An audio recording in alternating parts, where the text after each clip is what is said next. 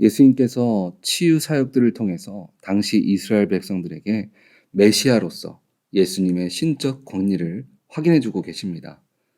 그리고 치유를 통해서 우리를 향한 하나님의 사랑 또한 같이 전달해 주고 있습니다.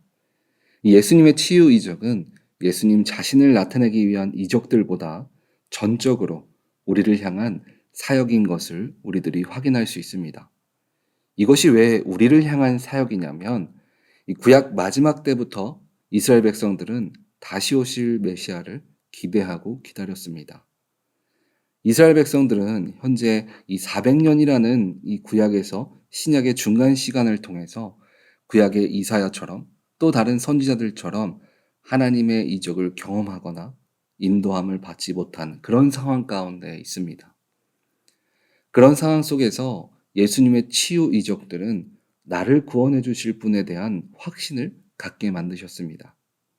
그리고 여전히 우리를 사랑하시는 하나님의 사랑을 예수님의 이적을 통해서 다시 한번 깨닫고 느낄 수 있는 시간으로 만들어 주셨습니다.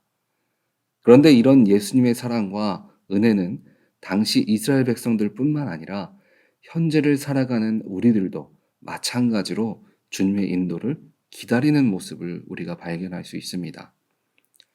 주님은 어떤 사람들을 치유해 주고 어떤 모습으로 우리들에게 다가오시는지 오늘 말씀을 통해서 함께 나눠보도록 하겠습니다. 본문 14절을 보면 예수님께서 베드로의 집에 들어가사 그의 장모가 열병을 앓아놓은 것을 보시고, 당시 열병은 우리들이 생각하는 열이 조금 나는 그런 병을 지칭하는 것이 아닙니다. 의학적으로 당시 병명이 무엇인지는 규정할 수 없지만 병으로 인해서 열이 나는 것을 이야기하는 것입니다. 지금으로 말하면 말라리아나 장티푸스의 일종의 병으로 생각할 수도 있습니다. 단순한 열이 나는 병이 아니라 생명을 위협하는 치명적인 질병이었던 것입니다. 당시 유대인들의 사회생활 전반에 걸쳐 생활 방식을 규정하는 그 랍비들의 율법에는 이 열병이 있는 자들과의 접촉을 금지하고 있었습니다. 그런 율법을 예수님도 모르지는 않으셨습니다. 그런데 예수님의 행동을 보면 15절에 그의 손을 만지시니 열병이 떠나가고 여인이 일어나서 예수께 수종들더라. 이 예수님은 이 율법보다 손이 먼저 베드로의 장모에게 향한 것을 볼 수 있습니다. 그리고 즉각적으로 그 장모는 반응해서 일어난 것을 볼 수 있습니다. 치유받은 이후에 베드로의 장모는 예수님의 사역을 위해서 자신이 할 수 있는 일들인 이 심부름을 하면서 봉사하며 섬겨 나아가는 모습을 성경을 통해서 우리는 확인할 수 있습니다. 이 많은 사람들이 오늘 베드로의 장모와 같이 이런 사건들을 통해서 예수님을 깊게 영접하는 사람들이 있습니다. 이 사람의 힘으로 불가능한 일들을 경험하면서 예수님을 영접하는 경우들이 있습니다.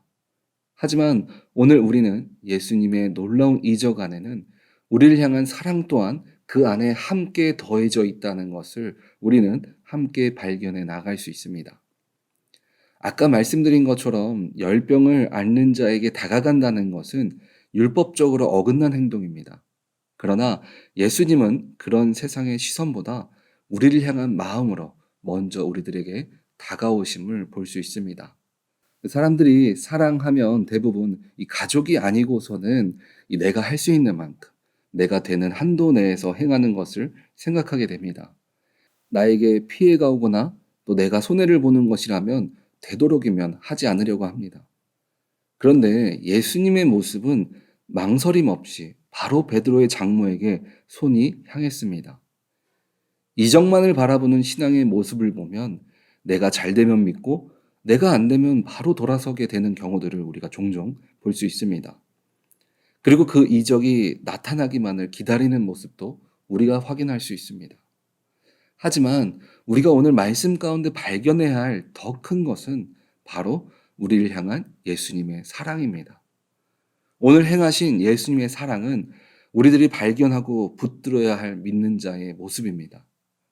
오늘 말씀에 등장하는 사람들을 보면 베드로와 그리고 베드로 장모 사건 이후에 등장하는 귀신 들린 자 또는 자신의 병을 고치기 위해 모인 환자들로 볼 수 있습니다. 이 두 부류의 공통점은 세상의 율법이나 질서보다 이제 예수님을 향한 믿음이 앞서 있다는 것을 우리가 볼 수 있습니다. 주님께 먼저 다가가는 삶을 살아가고 있습니다. 그런데 다른 점을 보면 성경의 베드로는 계속해서 성경에 등장하는 것을 우리가 볼 수 있고, 다른 부류들은 오늘 말씀에 말한 것처럼 고침받기 위해 모인 사람들이라고 지칭하면서 한 번만 등장하는 것을 볼 수 있습니다. 하나님을 경외하는 삶의 첫 번째 조건인 주님께 가까이 하는 것을 두 부류는 모두 다 충족하고 있었습니다. 이 12의 혈류병을 가진 자도 그렇고 많은 환자들이 예수님께 먼저 나아가는 것을 우리가 볼 수 있습니다. 이와 같이 하나님을 경험하는 삶을 살아가기 위해서는 먼저 다가가는 신앙을 우리가 가져야 합니다. 하지만 신앙이 먼저 다가가는 것으로만 끝이 나서는 안 됩니다. 하나님을 경험한 이후에 신앙생활 가운데 다음으로 중요한 것은 무엇일까요?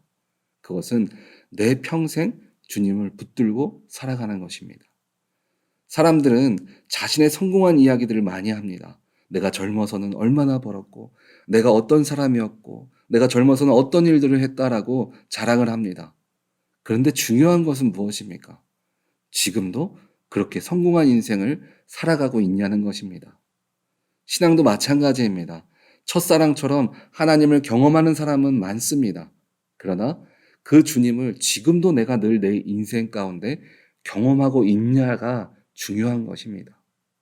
어떤 사람은 하나님을 경험하고 승리하는 삶을 처음 믿었을 때는 경험하고 가지고 살아가고 있었습니다. 그런데 현재는 어떻습니까? 기도하면서도 주님은 정말 살아계실까? 내가 힘든데 왜 아무 일도 안 일어나지? 왜 아무 일도 안 하시지? 하면서 의심하고 믿음이 없는 사람들이 있습니다. 그 이유가 무엇입니까? 오늘 베드로와 고침받기 위해 나온 사람들의 다른 점은 베드로는 하나님께 속한 자가 되었다는 것입니다. 반면에 고침받은 자들은 내가 필요할 때만 주님께 가까이 가는 것입니다. 내가 어렵고 힘들 때만 주님께 가까이 가는 겁니다. 그런데 베드로는 어떻습니까? 때를 얻든지 못 얻든지 주님을 향한 사랑과 믿음의 마음을 끝까지 붙들고 있었습니다. 주님은 반드시 우리를 위해서 일을 행하십니다. 오늘 세상의 편견, 세상의 질서보다 우리를 향한 사랑이 앞서신 것처럼 주님은 반드시 우리를 사랑으로 지켜보시고 붙들고 계십니다. 우리들이 주님을 향한 마음과 손을 놓지 않고 주님께 언제나 속한 자가 되어 있다면 주님의 은혜를 반드시 여러분들은 누리시게 될 것입니다. 혹시 여러분들은 현재 환경과 조건 때문에 주님 앞에 나오는 것이, 주님을 믿는 것이 힘든 분이 계십니까? 우리 주님은 내가 놓지 않는 한 주님은 끝까지 우리를 붙들고 계십니다. 우리 오렌지 한인교회 성도님들은 끝까지 주님을 따르고 주님을 믿는 믿음으로 언제나 주님께 속한 자가 되어서 내가 하나님께서 내게 일을 행할 때만 주님을 바라보는 것이 아니라 언제나 주님께 속한 자로서 하나님을 늘 경험하시는 복된 삶을 누리시기를 주님의 이름으로 축원드립니다. 아멘.